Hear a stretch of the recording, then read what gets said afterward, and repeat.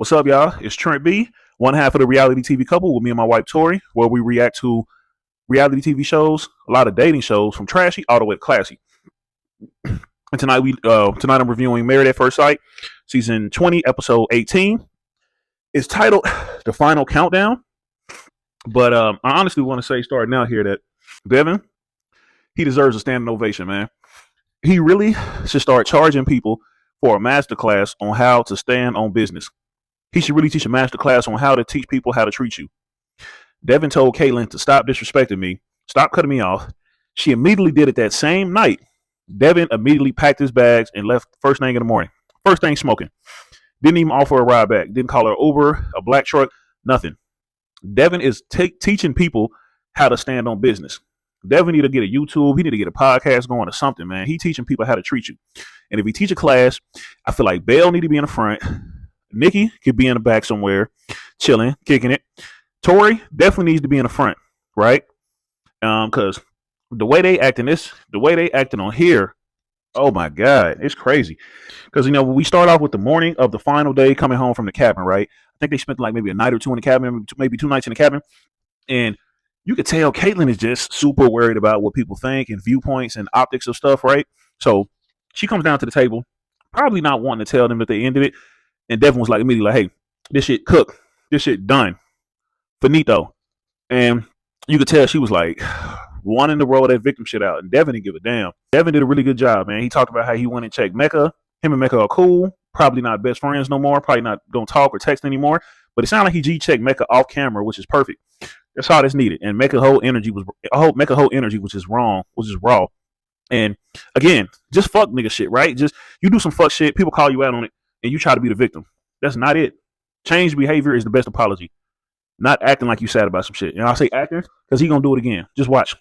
But because when they asked him, and who was that who said that shit? I think Adam said the wife swap comment. Again, being very shady and clocking shit again. Boy, Adam is dialed in for sure. I feel like once Sean said that shady shit to him and Sean kind of called him out, he was locked in. He's been dialed in since then. And Mecca, it's like to talk about your friendship with Caitlyn, really, really, really, really, really. Like, how many reallys does it take for you to believe that shit? How many reallys you think we need to believe that, huh? Like Jay-Z said, we don't believe you. You need more people. And then Cam, he woke up acting like everybody's dad, being a fucking stick in the mud. That I get it. They was up late last night partying, having fun, but them was all some 20-somethings, right? And that cabin's big enough for it not to be a problem for you. We get it, you a fucking coach. You probably on a whole different time schedule, but leave them people alone. Let them young people have their fun. Just because you and Michelle low-key don't like each other and want to sit up in a room and talk about everybody else, don't mean they should. But I found it funny that when Dev and Caitlyn pretty much said that they was calling it off, Cameron looked happy. Would I be damned? He looked excited, and they was happy to take Caitlyn back home. It's like y'all. It's like again, y'all are being weird. Y'all are being so weird. When they had their little final exits, Devin pretty much patted himself on the back for giving it a try, and that's all you can really do, right? Try to be good. He was respectful of her boundaries. She was not respectful of his, and that's pretty much the dynamic of their relationship. And for her, she was crying, pretty much all but saying she lost a good guy by being fucked up. And it's hard to tell if she just don't like him physically, or if she just has something going on where she just doesn't want anybody. Or we can do door number 3. She likes meow, meow, because he's a good guy. Just not right for her, right? And Cam and Michelle, it's like, am I watching a game show? Like, is this like Big Brother? Is this like the challenge or something like this? It's like, do they get a check at the end if it's like less people in a finale? Is there like a check coming to them for like less people or something? Because I'm really trying to understand, what is their investment in people calling it and people leaving, right? Why do y'all care so much if people make it to decision day? It's super weird. And it's like, despite their best efforts, I think we ended up getting 5 coming into decision day. We kind of ended on Felipe, which I get to him in a little bit here. But well, speaking on him a little bit, Felipe and Tori was kind of talking to their confidants. Felipe pretty much is talking to his friend and his mom. And I'm gonna be real, man. I think a lot of times that's why guys who are raised by like a single mother, like they call them son husbands, oh, they are some doozies sometimes, man, because the mama just does nothing but affirm them. And if they're a fuck up, she's gonna come up with a reason or excuse as to why he's a fuck up, right? They just never hold these men accountable. And his mama is not doing it. I hope his daddy does it, but the way Felipe acts, she probably doesn't.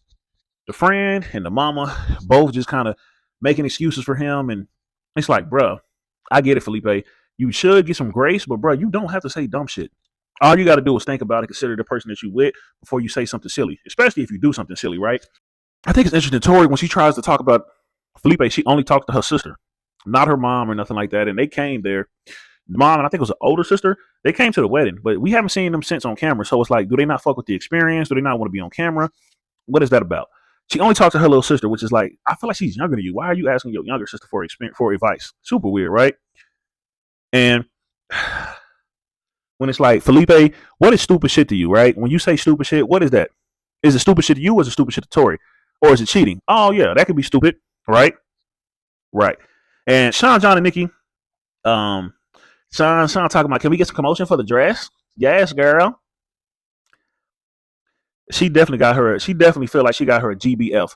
I'm willing to bet at times when they're doing the best and when they're doing their thing is when they're being like homegirls. I'm willing to bet because it's not what he says, it's how he says it. I think, and it's just a certain tonality that he has. I say funny stuff to my wife like that, and it's just different, man. I don't know. The dress thing, I don't think I would have said that if my wife was banging in a dress. It's just it's just weird how he does it though. I will say, but it's more or less how he says it and not what he says, right? Let's look into the 7 in New York and the 10 in Seattle thing. This is something I don't think nobody's ever really thought about, but it's like, why is 7 such a bad thing? Just really think about it. That's like well above average. Truth be told, a lot of people are average. And he's saying on your worst day in a bigger, popular city with a lot of models and stuff, you're well above average still. And a 10 in the city that y'all guys are in. Why is they looked at it such a slight? Just really think about that. Like, it's not like he said you were 3 in New York or 3 in Miami or some shit. That really wasn't much of a slight. And his excuse or reasoning as to why he came back at her, number one, I believe she said it. I do believe she said something about his belly fat. She's told us off camera she doesn't like him being fat. And I can see them being comfortable and shit. And she just grabbing his belly and it just set him off. But I believe she said it. I don't know if she's just lying and pulling a Sean on Sean and acting like she didn't say it, or she really can't remember saying it. But she definitely said that, and it probably triggered him for sure. But that's just not being manly. You being more sassy when you do that. When she throws a little joke at you, bro, you could throw something back at her, but you just got to know the triggers, right? If y'all got the relationship, you could throw some triggers, but it's like she hit him with a 7 and he hit her with a 10. Let's put it like that. Why does all that toxic shit happen off camera? It's like crazy. Like that comment in the airport with him calling her crazy and this and that. It's like everything happens off camera with them. And it's like, Sean is just sneaky. It very much gives like performative. Like when they cut the cameras on, he's being on his best behavior because he's trying to have a certain perception. And Adam and Marissa, Adam's way sweeter when he has fucking influenza.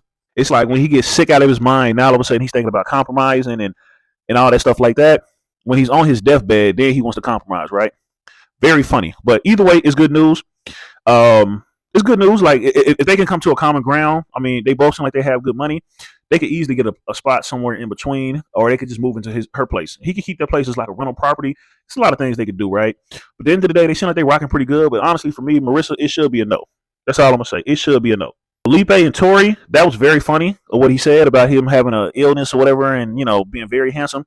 Super funny. I can see why Tori is falling in love with him outside of the money. And he's pulling out the big guns with her, trying to win her over, man, for real. With the scrapbook, it's like it was cute. That should be meaning something to the ladies, but anybody can make a scrapbook. And to take it a step further, anybody's mama can make a scrapbook as well.